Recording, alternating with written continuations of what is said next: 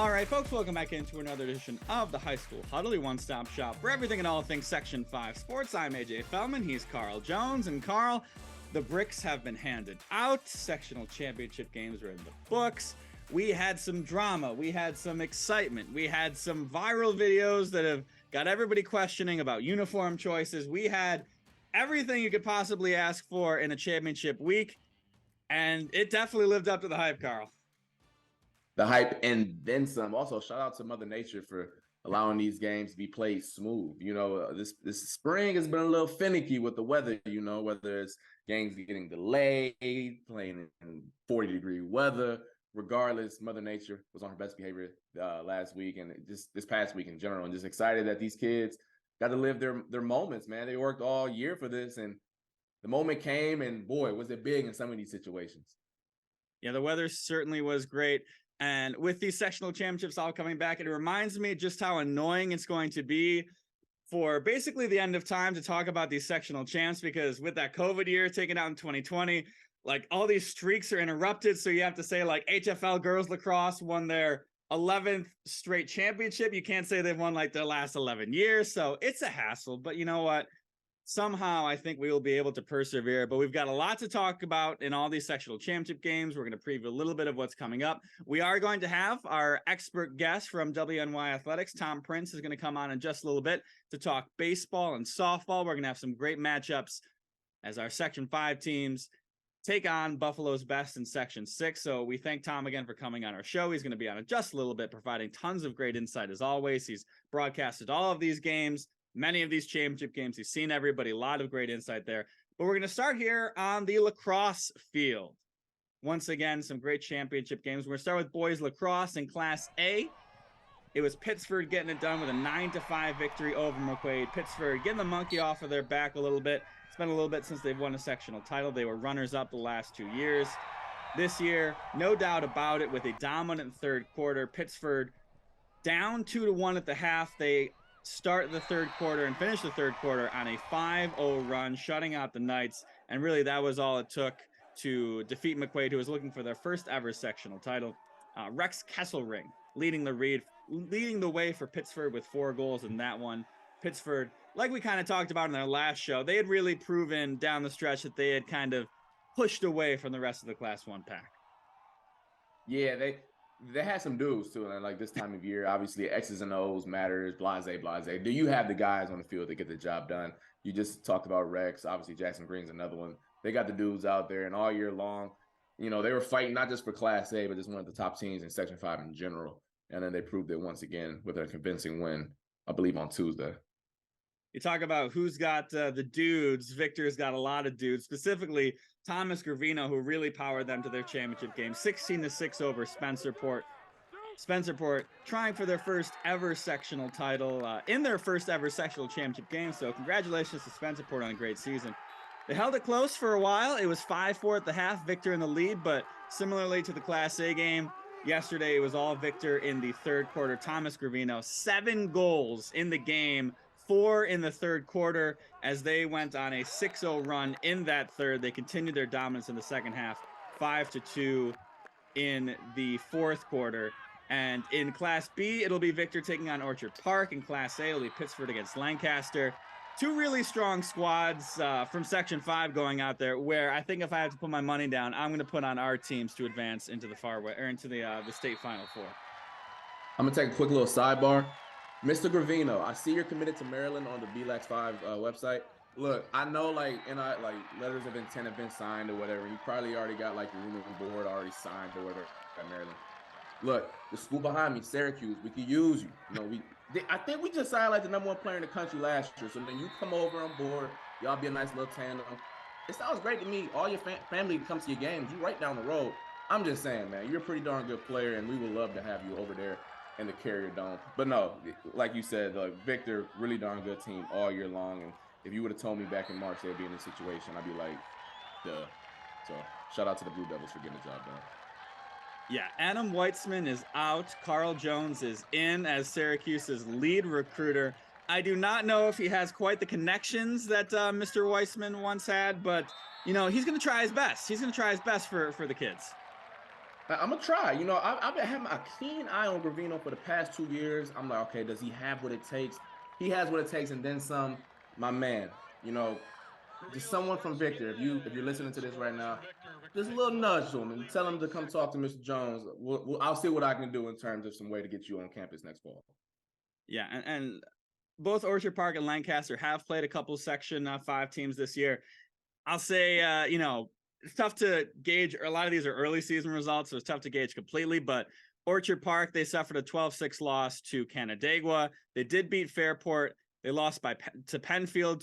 They lost to Penfield by a goal, as I use my words correctly in the right order. And then they also lost 13-5 to Pittsford. So Orchard Park not quite stacking up with the best that Section 5 has tossed at them. And then Lancaster, in late May, so this is kind of even somewhat recent, they did lose 10-6 to Aquinas. So if you're, you know, Aquinas is a good team.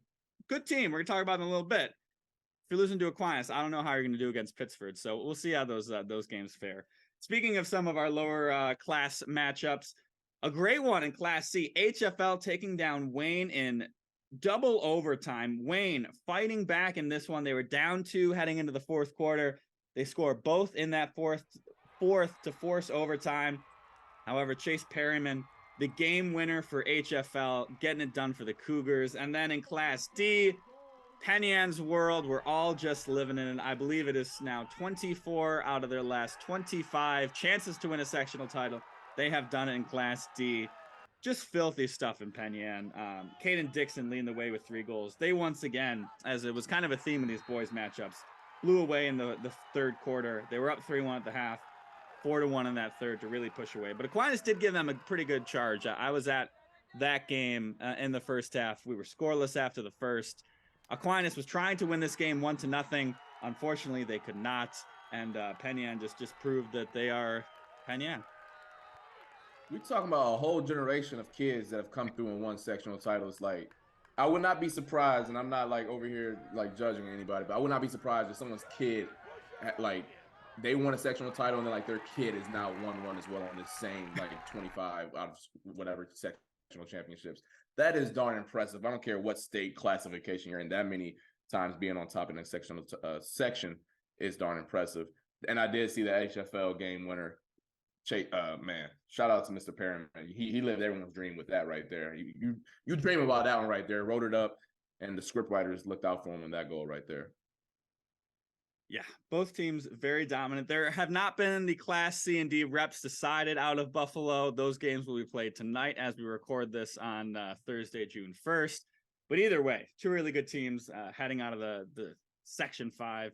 Good luck to Section 6. We move over now to girls lacrosse, where those games really stole the show. I mean, the boys' games were good. The girls' games were on another level. We will start with Class A. Fairport taking down Rush-Henrietta in overtime, 6-5, the final score. Ella Pierce, the overtime winner. Jalen Toomey, the game MVP for Fairport as the goalie, 12 saves. She came up with a big save on a free position shot in that overtime period to keep it going. Avery Roberts did great things for Rush-Henrietta. She really tried to lead that comeback. She did.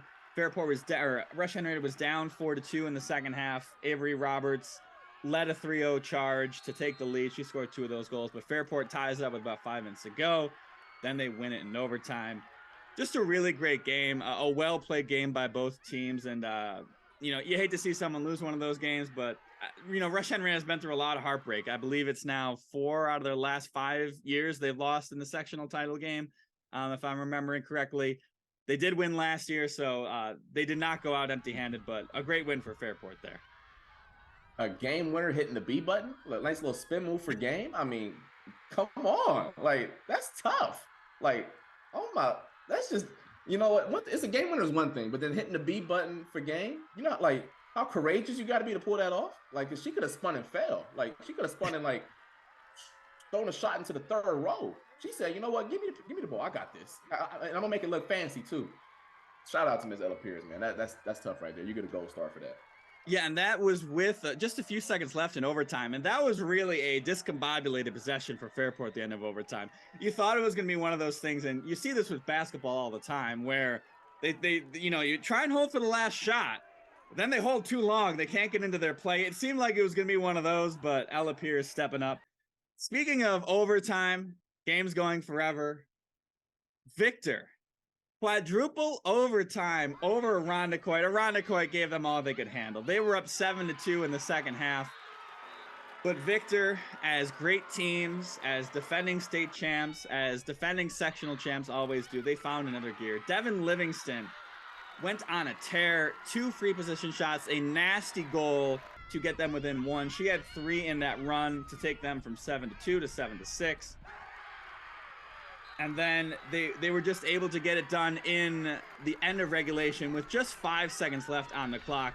It was another situation where Victor was trying. It was weird how Victor was literally kind of holding the ball with 3 minutes left to try and, get into a good set. I was talking to some of the other reporters on the sideline. It seemed a little weird how Victor was just kind of buying its time when they were down by a goal. You thought he would try to get as many possessions as possible, but they really didn't care about that. They knew they had it.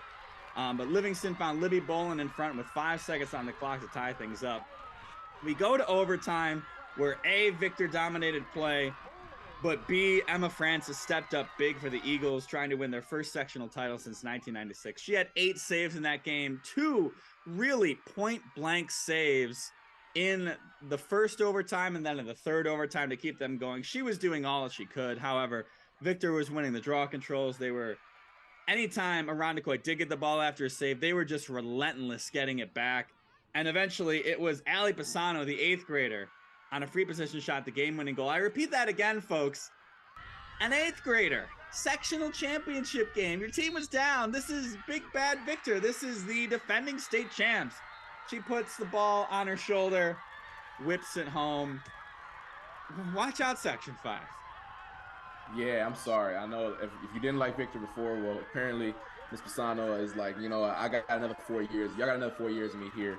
And Victor, like earlier in the year, we were like, man, like this Victor team, they lost a lot. And obviously a great team. And we're like, is this going to be the same Victor team? They took some lumps early on. I believe one of them was to Rush-Henrietta.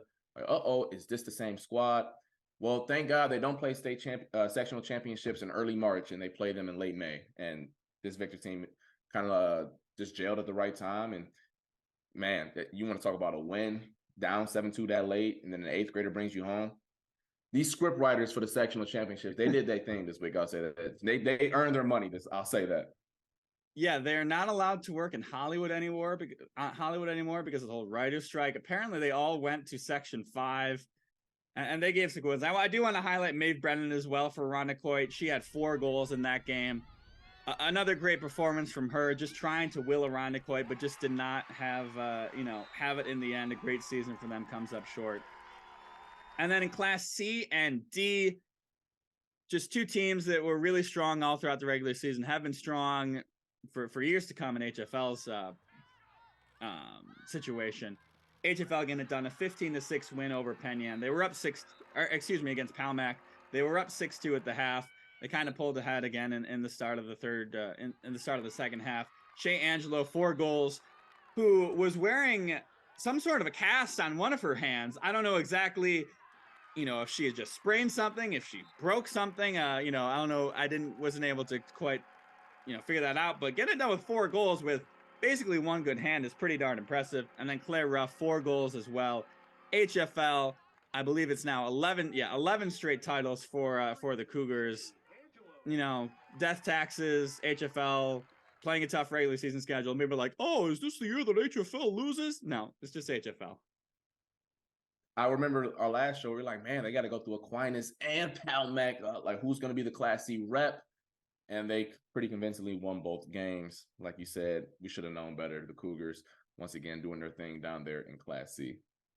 Cameron Tribuskowitz also scoring a nice little behind-the-back goal. Granted, hit the goalie, and then it bounced, and then it, spun in. So it wasn't, the most picturesque over-the-shoulder behind-the-back goal. But, hey, it was very good enough to get on our broadcast. Props to her for trying that as well. And then in Class D, Penn, their first title since 2006, dominated the second half against Waterloo Marcus Whitman. They were up 5-3 at the half. The second half, all Mustangs. 7-1 was the result in that second half. Bailey Cooper with 4 goals to get it done for Penn.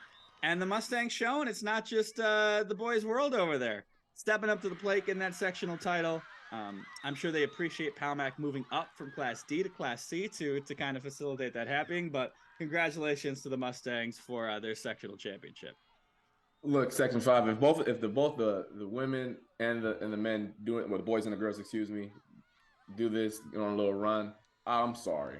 Y'all don't deserve this. But Pyongyang, shout out to the ladies for doing it, matching the boys for the first time in a very long time. Yeah, and all of these Far West Regional matchups are set in girls lacrosse. As you might remember from last year and the year before that, and, kind of the year before that, and sort of this kind of the year before that, these games always pretty darn lopsided in Rochester's favor. Once again, just looking at some of the few regular season results that we do have, it seems like it might be the same way again. Lancaster is the Class A rep in girls lacrosse. They suffered a loss to Mercy this season. A good team, no doubt.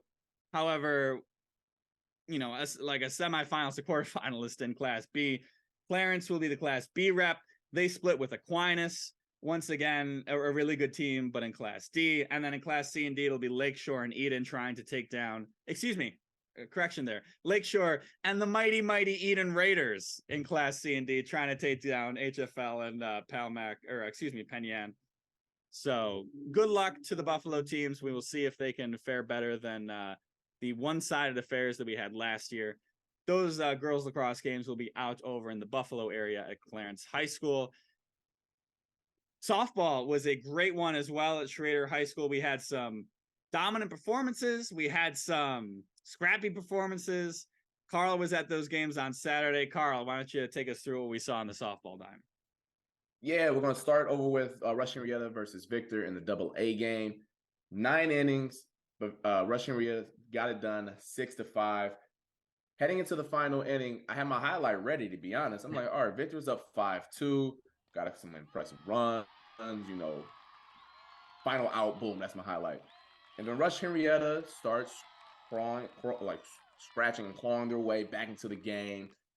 Excellent on the base paths, advancing when pass balls, and just very alert and heady plays. And lo and behold, it's a tie game after the 7th inning. They had a few opportunities, to be honest, to win the game in the 7th and then the 8th as well. But just Victor had some outstanding plays out in the field. And then in the 9th, after a lot of close calls there, Elizabeth Gleghorn walked it off. I believe a base hit to right center, came right semi. Brought home the game-winning runner. Shout out to RH. All year, you didn't really know who was going to be in that, who's going to come out of that Class AA spot, whether it was Schrader, Victor, obviously RH as well. And they got it done. I mean, I do want to give some credit to the ladies themselves. I'm not just going to say, oh, it was a scrappy performance. Sophomore Kaden Hartel struggled a little bit early on with that explosive Victor lineup, and then boom, shut things down the stretch, especially allowing just one run, I believe, after the 4th inning. So I guess a outing like a team like that, sophomore, that says a lot about her and her ability to be resilient and courageous down the stretch. So I want to give her flowers for that performance. But yeah, that was a game indeed where if you would have told me in the 4th or 5th, anything up until that 7th inning, the bottom of the 7th, that RH would have came back, I would have said they were lying. Nonetheless, I'm not the one out there playing. The ladies are. And that's why the man in the arena is the only one that counts. In this case, women in the arena. So shout out to the Royal Comments for getting it done against Victor last Saturday. And you talk about this regular season, how we were always unsure, who's going to do what, yada, yada, this. That 1 seed that Rush-Henrietta earned turned out to be very, very important because not only did it set them up with, an easier bracket per se, they had home, the home base pass in that sectional championship game. You get last ups, you get a chance to win at the end. You get, a team in the field who has a little nerves on them trying to close this thing out. That certainly contributes to what's going on there. So Rush-Henrietta, their regular season success, I think, definitely played a decent role in the fact that they were able to make that comeback. Indeed. And then in the other game, Class A1, I was not able to stay for the Class A2 game. Thomas, not going to beat this drum too much. Thomas took down Irondequoit 21-5. It was close in the second. As a matter of fact, it was 5-1, and then IQ stormed back, tied it up, and then from there on out, Thomas scored 16 unanswered runs. Annabello with 6 RBIs, I believe, in the game. Her sister with 3 RBIs, so the little sister action, accounting for 9 of the 21 runs in that game. Thomas, well-rounded team. Madison Hicks also had two hits at the plate in addition to a complete game. Just that's an impressive squad. You knew early on in the year when they took down Schrader that this team was a little bit better than their record had indicated. I know they had 7 losses. They're going to face a Will East team that we'll talk about a little bit later that's talented in their own right. But this Thomas team, they're not just one girl. There are a bunch of ladies up and down that lineup who can get the job done. Several pitchers, including the Bello connection. We don't need to speculate on why that connection is a little different for us over here at New Day, but nonetheless, Thomas, very convincing win, their first sectional title since 2009. Yeah, they took down Honeywell Falls Lima in that crossover game, who beat Mercy in the A2 championship game. I was there for like an inning and a half. We had a very busy Saturday, so that was all we could spare to get out there. Unfortunately, HFL got all their work done before I got there. In the bottom of the second inning is when I showed up. As I was walking up, Ellie Kassler was rounding the bases after hitting a home run. So it would have been nice if I got a couple more green lights on my way there. But alas, sometimes the cookie just doesn't crumble your way. I'm going to go over to the baseball side now, where we had a handful of exciting matchups at Innovative Field on Saturday. We'll start with Class AA. Fairport taking down Victor 5-3. It was the Blue Devils in the first inning scoring 3 runs. Fairport bounced back in a big way in the second inning, scoring 5. And then Sam Miller just shut the door after, a shaky first inning. 6 scoreless innings to close out the game for the Fairport ace on the mound. A really impressive performance where I was there for the last 3 innings. I think I might have been there for the last 4 at-bats for Victor. Nobody got to third on him. He had a leadoff double he gave up in the bottom of the 7th inning. However, he just stranded him there. I think it was a pop-out. It was a strikeout, and then a comeback right to the pitcher. So no tension, no pressure for him. Getting it done. Fairport the win there. Athena and HFL, both sectional champs in their respective classes, A1 and A2. Both of those stories of those games as they took down Churchville, Trowell, and Sutherland, really just big innings for both of those teams. Athena with an 11-4 win. They got it done with 5 runs in the first inning. They scored the first 9 runs of that game.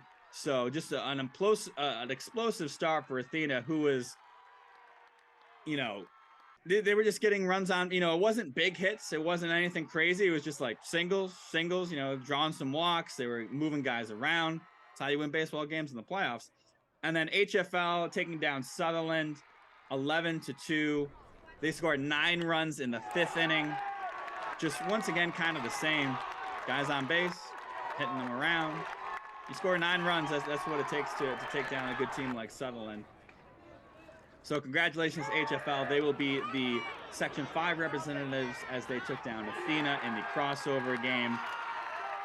But after all that was said and done, all those great games in Innovative Field, the only thing that everybody is talking about in the Section 5 tournaments is what happened to Palmac as they beat Hornell in the B1 championship game, where you really just couldn't believe it when you saw it. You see these things happen every once in a blue moon, and it just happened to be in our neck of the woods. If you haven't seen it by now, you're one of the few who care about high school sports in this area who have not seen it. Hornell was up by a run heading into the bottom of the 7th inning. Palmac has 2 on, 2 outs, called strike 3, dropped strike 3. Runner takes off to first. Catcher tries to apply the tag, apparently misses, tries to confer with the umps. It seems like he saw the strike call, which you have to do to signal there was a strike. It seems like he saw that as an out call.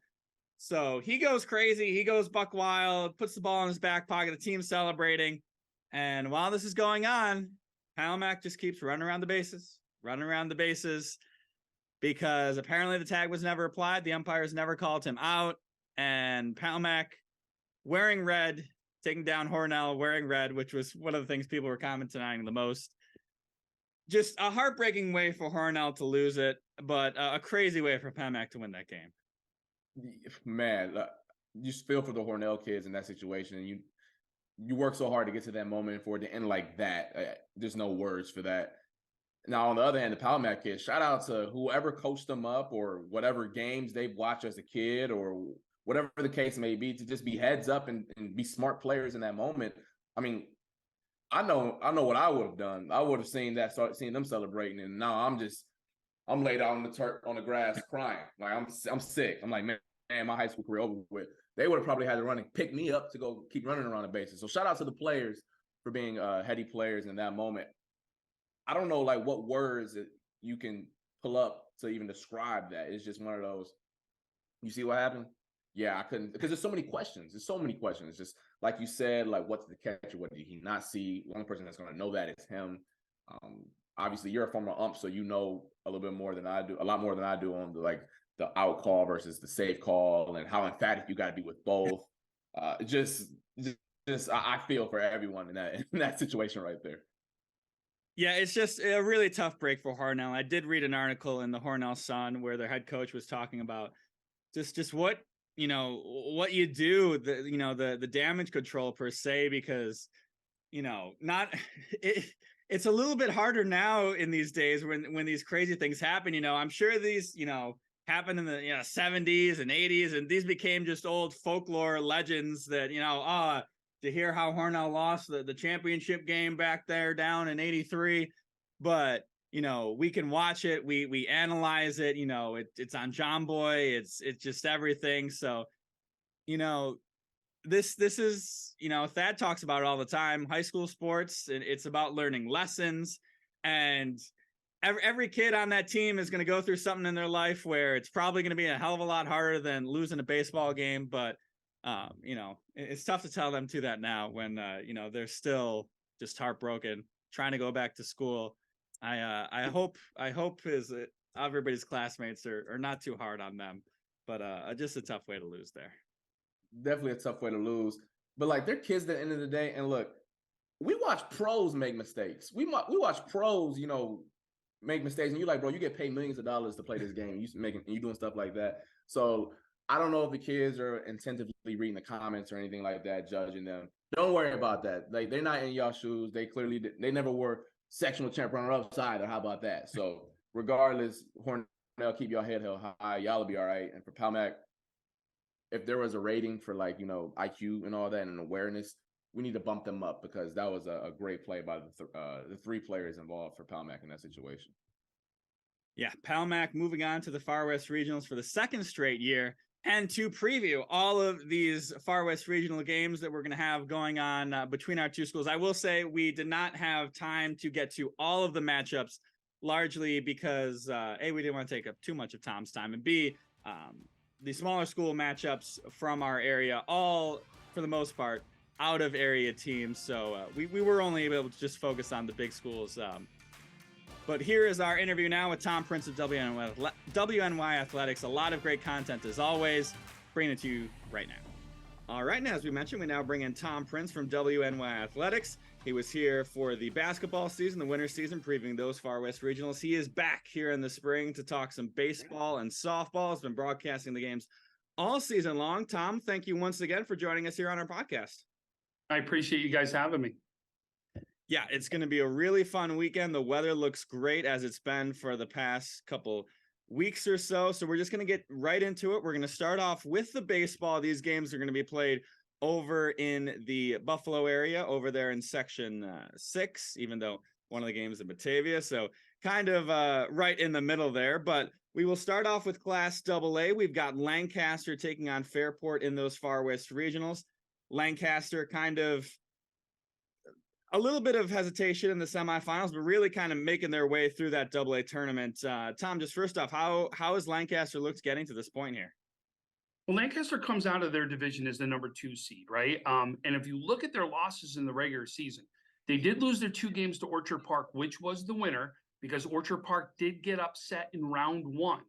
And then Lancaster comes out takes on, you can see their path along the way. Jamestown first is who they defeated. Then they took on Niagara Falls in a fantastic game, which they had a walk-off. Niagara Falls coming off a great season as they won the Niagara Frontier League. So we knew that was going to be a great game. And then got a one-hitter pitching performance by Jack Harrington in the final to be able to win the final against Will North. And Will North was, to me, probably the hottest team coming into the playoffs and made it all the way to the finals, and then saw Jack Harrington who ends up throwing a one-hitter. Yeah, with the Class AA, it's a little different in, maybe Class A, Class B, you have all these crossover games, so the pitchers get a little wonky. But Jack Harrington, I believe, if I'm reading the schedule correctly, he should be able to go in this Far West Regional game. One-hitter performance. Just tell me a little about how he was able to kind of dominate that championship game there. It was, it was also the first ever game that was played on this turf. This turf you're going to see is brand new at Sal Maglie Stadium. So the first ever games that were played on it were these first games that went through the sectional finals right here. And then now you're going to see where these guys are playing. They're going to move over to Grand Island. Grand Island, another newer turf. It's been new only in the last couple of years. Phenomenal complex that you're going to see there. But I'll tell you, it may not only be Jack Harrington. Max Stolt, who won the semifinal game, is another big pitcher for Lancaster. Either one could go in this one. Jack Harrington on the season, 3.54 ERA with a 2-2 record. Max Stolt, a 2.04 ERA, 6-0 record. So you could see they could go either way on this one, or be able to use both of them if they don't want guys to go through the order multiple times. It should be a great matchup. Fairport coming off that sectional title game championship win against Victor, 5-3. Should be a good one out there in Niagara Falls. Let's move down to Class A, where Will East is emerging from Section 6. We talk about Lancaster kind of mowing their way through. Will East, a 10-2 win in their crossover matchup against Amherst, 10-3 over Hamburg. They really found their stride in this postseason run. What has made them so good down the stretch here? Just getting on base. I mean, they're going to be led by Cooper Rosano, the University of Albany commit. So they do have a D1 commit on this team. He is actually hitting .492 on the season with a .620 on base percentage. That's a leader that and they're going to get on base. Ryan Freiling, another big name, at .404 batting average, a .579 on base percentage. And Jack Ryman's another player who's hitting .355. You could see their top three players huge when it comes to batting average. Then watch out for Sean Sansone. Carmen Pinero's another one, as he could pitch, will also play the outfield. He will also do damage with his bat. But look at the pitching there. That's really been the key. Brian Smith with the big win in the last one. He's 4-1 with a 2.16 ERA. And then Carmen Pinero, 6-0, 1.62 ERA, a lefty and a righty that could go both ways. This is definitely a lineup that can really do some damage. This is a team that has been there, done it for the last couple of years. If they haven't won, they've been right on the cusp. Yeah, you talk about their lineup, and as I was doing some reach up here, multiple guys who can, like you said, get on base, multiple guys who can, send it out of the park. How important is that to have, this complete lineup where it's not, like you mentioned, just their Division I player? It's, you've got to really work through it to get through their lineup there. Yeah, and I think that was part of it. And you could see is in the game against Hamburg, they both times Hamburg as well as Amherst went with lefties. This is a very heavy lefty lineup. You will see about 5 to 6 lefties inside this lineup, which is very hard to pitch to, as if you're not going to go with a lefty yourself. And then you add into the mix righty Cooper Rosano, it's even more dangerous. And you could see many teams aren't used to battling against a full lefty lineup that this team will present. Yeah, they will take on the Cougars of Honeoye Falls Lima in that game. That game being played out early in the morning over in Batavia.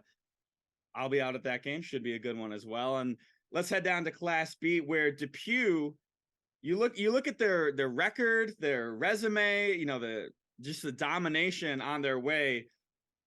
Certainly the most impressive team that we've probably talked about here, at least by the records wise. Tell me about how they look in person. Pitching, pitching, and pitching. That's the key right there, right? So you could talk about, they're going to be led by Josh Tulin and Eric Woodley, both off to N-Trip. As you know, N-Trip or NCCC right now is a powerhouse when it comes to the community colleges. They're always on a run to the national championship and get some of the top players in the area. Both these pitchers are off to N-Trip. Woodley right now, Eric Woodley, a 7-0 record, a .64 ERA on the season. Josh Tulin, 7-0 record, 1.12 ERA on the season. That's both of them. And you could see either of them. They're that good. 23-2, 12-0 in conference. Only loss locally goes against Nichols, one of the private schools here. And it was against a pitcher who got really hot at the time of the season, and they defeated Depew 3-2. So it wasn't even like it was, you know, something that was out of whack. This is a team that will be in it. Their pitching is second to none. They got 3 guys that'll go deep on there. CJ Kanik is another one that can easily come into pitch, especially if needed into relief. And then don't count out the bats. Anthony Weber with a .427 batting average. Tulin, that we've already talked to, .386 with a .547 on base percentage. And then Eric Woodley, a .371 batting average with a .523 on base percentage. These guys can not only pitch, but they can hit. This truly is a team that is very, very dangerous. They lost, if you remember last year in the finals, to that Medina team that we kept talking about. That was one of the perennial powerhouses in Western New York. They lost a 1-0 game to them, got back to the finals this year and played an absolute great game where they end up Mercy Royhart, which is a very solid team, which was a big competitor to that Medina team for years and probably has a player on it that will be up for player of the year here in Western New York. Yeah, in those 4 playoff games they went on, a combined 3 runs allowed. So an impressive pitching performance down the stretch, of course. And you mentioned, of course, you know, obviously it's one game. We're not, you know, obviously we're not playing series here. So to have all these different arms where, you know, you can give teams different looks. You can, if you know, if your ace isn't having a great game, you know, you can swap them out. Just how valuable is that pitching depth for Depew, you know, to throw at a Palmac team that we could talk about a little bit, but obviously got here in kind of a crazy fashion. Yeah, no doubt about it. And listen, with over 10 million views on the video, I'm sure everybody already knows that story. But when we look at it, is not only do you talk about 2 guys here, but these are 2 number ones. Any team would ask for one of these guys to be on their team. They got 2 number ones out there and the capability of going out and just doing unbelievable. So if one doesn't have it, it can be something where you make a very quick move and go with the other one because the other one just may be hotter at that time. But I'll tell you, these guys are known to go the distance. Yeah, Palmac coming off of a deep run last year. A little bit of a different team here, but obviously still bring a bit of a punch. That game will also be out in the Buffalo area over there on Grand Island. I will be going out to those games, so looking forward to my time over in. Come again? AJ, Stu Boyer and I will be on the call for the AA game as well as the B game. So we will be on the call for those games. You know, Stu Boyer with a, you know, just like you guys, has got the news background here in the Buffalo area, sports news guy, and we'll be both on the call for that one, for those 2 games that are at Grand Island, the B and the AA. Very nice.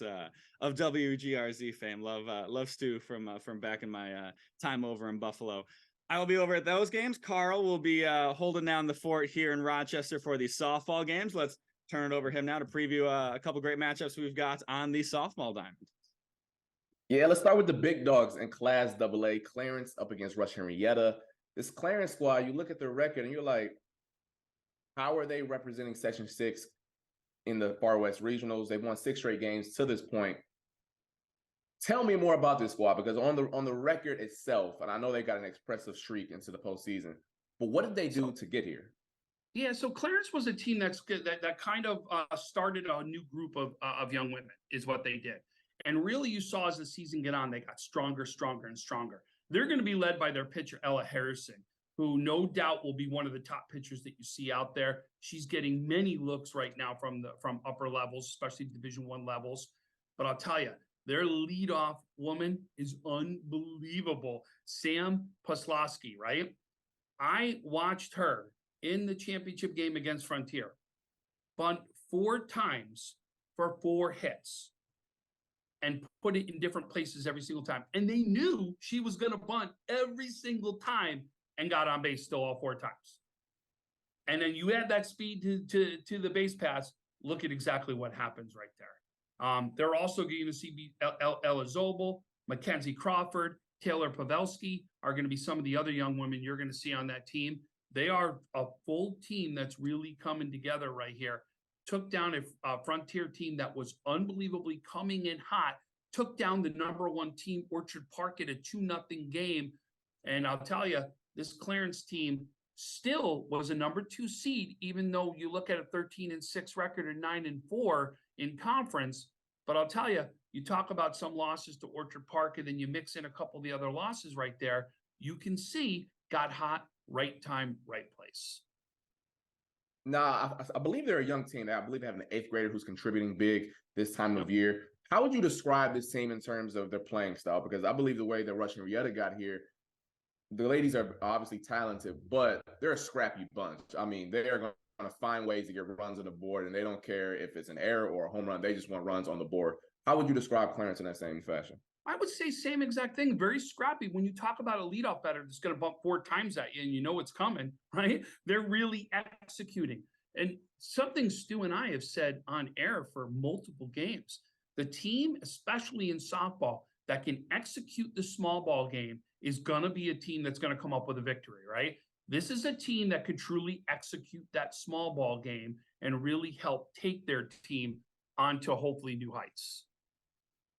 Yeah, Rush-Henrietta, likewise, in the same fashion, took down Victor in the sectional final with that small ball. This game will be played 11 a.m. over at Schrader this Saturday. Should be a good one. All right, then over down to Class A, a matchup that I believe a lot of people are looking forward to, Thomas versus Will East. You take a quick look at this Will East history, national recognition back in 2019, a state championship back in 2019.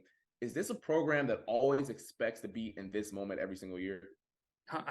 Absolutely, especially when you got a catcher that's off to Mississippi State. Okay, this girl is the real deal, right? I'm going to tell you right now, Ella Wezolowski, Mississippi State, 17-4. They're on a record 10-2 inside conference. I just witnessed them be a part of 2 amazing games. You're actually the A1 final and then the crossover final where they got a chance to play. First, they go on and take on a Niagara Wheatfield team, win 1-0 in that one, then took on a West Seneca East team against Division I commit Olivia Russ from West Seneca East. They go 9 innings in that one, win 2-0 in the bottom of, in the top of the 9th, score their 2 runs to win that one.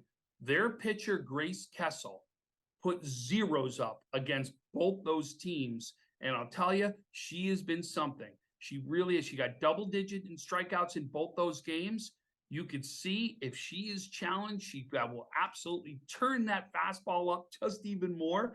I actually thought she was throwing even harder in the second game than in the first game. But this team will be led by Ella Wezolowski. You can see, I'm going to tell you, the fastest pop-up time you've ever seen, the fastest throw down a second you're ever going to see. She is the real deal. She can go for power. She can hit for singles. She's got a younger sister on this team. Abby Wezolowski will play second base. Another great defender, bats in front of her right in that lineup. And then Elise Elwood, senior outfielder, will also be another big player to watch out for on this Williamsville East team.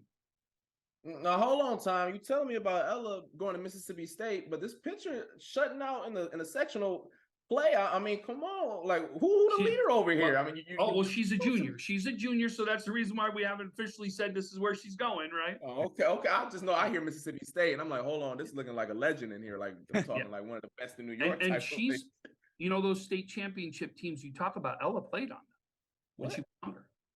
So this is a woman who's experienced and been there. She's done it for that long here in Western New York.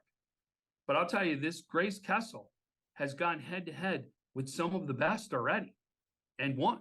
So you could see as she's ready for the challenge and she's already been there. This is a team that really, you look at this catcher and you'll see they'll start with her, but unbelievable combo. When you talk about Grace, Grace Kessel and Ella Wazalowski, put them both together and they just really work well together. Yeah, that's definitely a dangerous combination when your pitcher and your catcher are the two best players on the team. Not a lot of pass balls and a lot of errors coming from that department right there. So that definitely helps out in softball. That game will be played 4 p.m. Saturday at Schrader. Thomas, also to get here, played just a beat down in the sectional final, taking down Irondequoit, and then another game against HFL in a crossover game. Should be a well-tested game. Thomas has taken down some impressive teams in the regular season, but nothing quite like Miss Wesolowski, so it should be a fun one for sure. Yep, no doubt. This is at the point where there's no bad game usually moving forward, right? These are phenomenal games, and everyone should be rested enough, whether it's baseball, softball, whatever it is, that you're going to get their best seen out there on the mound. Yeah, and luckily it was a little bleak in spring for a while with the weather and things like that, but boy, we have picked up. It's going to be a great weekend of baseball and softball. Just to kind of wrap things up, Tom, what are you kind of most looking forward to see throughout this entire weekend as our two areas square off and try and go down to their respective state tournaments? Well, one thing I didn't share with you guys, which is kind of the heart, kind of goes to the heart a little bit, is the Depew team. And it's very close to us all in Western New York. If you may not have heard the story, Dennis Crowley, the head coach of Depew, is right now experiencing ALS. And actually his family has gone through as many as 27 members have already experienced ALS in their family. And whether this is going to be the last time he coaches or not, we will never know, right? But you definitely are rooting for Dennis in a sense like that because of everything that man goes through, and he's still fighting and doing it inside a dugout for every one of these kids. To me, is absolutely amazing. He gives us inspiration here in Western New York, and we truly are behind him, no matter what the scenario is, right? So it's something that we're gonna, wait to see what happens with the, the B championship in that game. Honestly, I say this all the time, and I try to say it to as many of the people here in Western New York that will listen to our podcast and stuff. Seniors, this is your last time, right? Not only that, most of these people are going to be graduating in what, a week after, a couple weeks after from there.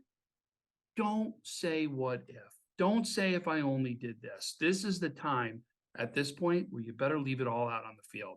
And I just can't wait to see some phenomenal games here because there are good teams, whether it's Section 5 or Section 6, that are really representing their schools. It should be a great weekend for sure. We echo that statement as well.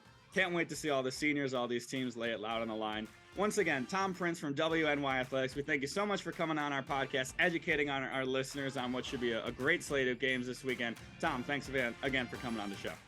I appreciate it. Thanks for having me. And once again, we want to thank Tom for coming on to our podcast, always providing tons of great insight. And you can just really hear the passion that he has for high school sports. They get paid. We get paid to do this for a living, but we're doing all our other stuff. This is our full-time job. Tom, he was talking about before, he's like, yeah, I can do this podcast. It's going to have to be in my lunch break because I got so much stuff going on. He's doing all these games. He's doing other stuff. So you feel the drive and the passion just when you hear Tom talk. Before we got on the show, he's talking about how he's organizing his all-star game. He's texting all these players, giving these kids a great experience. So, anybody who covers high school sports has a real passion, but especially when you talk to Tom and these WNY Athletics guys, just jumps off the page. Definitely. They hold a special place in your heart. Just know how hard they work because the information isn't as easily accessible as it is in the collegiate and professional levels. So the fact that he's able to get all of these stats and information about these players, especially at the small school levels, is very impressive. And I've always had a certain level of respect for guys like Tom. Yeah, as always, that we can't find these stats when we say a host of players getting it done. Now, who's who? Like, we try our best to get these stats, but you know what? Section 6 does a good job of getting these stats for these guys. I'll tell you that. Every time in these Far West Regionals, I'm envious of their websites they have with the stats and whatnot. But that aside, and as I mentioned before, we weren't able to get to all of the Far West Regional games for them, but we do just want to highlight the teams from Section 5 moving on to the Far West Regionals in softball. Class B, Wellsville, In C was Boulevard Richburg, and D was Scioto Friendship. And then over on the baseball diamond, Batavia Notre Dame getting it done in Class C, and North Star, 19 years since their last Far West Regional appearance, they are doing it in Class D. So props to them. We will see how far they move on. We will see how far everybody moves on, because we're in crunch time. It's not like, football, multiple rounds, things like that, whatever, yada, yada, games, whatever. Home stretch, baby. Carl, it's going to be a big weekend on Saturday. A lot of games, a big weekend, a lot of opportunities for these kids. State berths are on the line. Who wants it? Sectionals is always an important time, just because you're trying to represent, just the Rochester area. Well, now you got to take on all of Western New York. Who want to be the best teams out of Western New York? I know these kids are competitive. I've seen it all year long.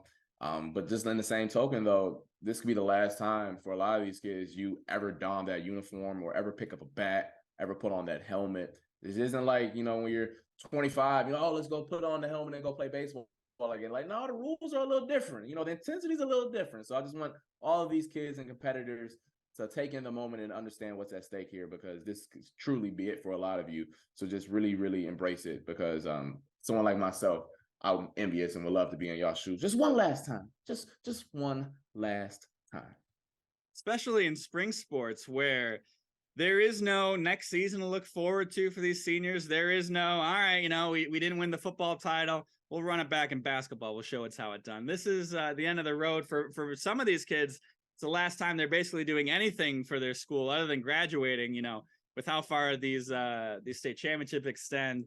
Prom's over. Everything's over. You put a couple of pigs running through the halls, numbered 1 and 3. Your senior pranks is in the book. But yeah, good luck to all of our representatives. We will be with them every step of the way. I'll be going out to Buffalo. Carl will be manning down the fort here in Rochester, covering all this stuff. And then for the next weekend, boom, state championship weekend, Final Four. We're going to have a great show for you next week. We're going to see if we can maybe talk to some of our affiliates from around the state who are can talk about some of these semifinals and championship matchups, things of that nature. It'll be a great stretch down the ride, Carl. I remember this time last year, and it was hectic, but it was fun. And to see I believe some of our teams go all the way down there and get the job done in both baseball, girls lacrosse as well. Hopefully we get a couple, I'll worry about that when we get there. Let's just hopefully this weekend they take care of business and compete their tails off in the Far West region. Yeah, Schrader softball last year as well. It was a really successful state championship weekend last year. We will see what happens. But that's for next week. This week is in the books. For Carl Jones, I am AJ Feldman. Thank you for listening to the High School Huddle podcast. Once again, you can find us audio side on Spotify and Apple Podcasts. If you like video, of course, if you listen on our audio podcast, we thank you. But if you want to watch our video, we put the highlights on there. We got some graphics, all that good stuff. It's a great show. So put it on, in the background as you're making dinner tonight. So we appreciate you all for watching, whichever way you watch and listen. But once again, Carl Jones, I'm AJ Feldman. We will see you next time for State Championship Preview.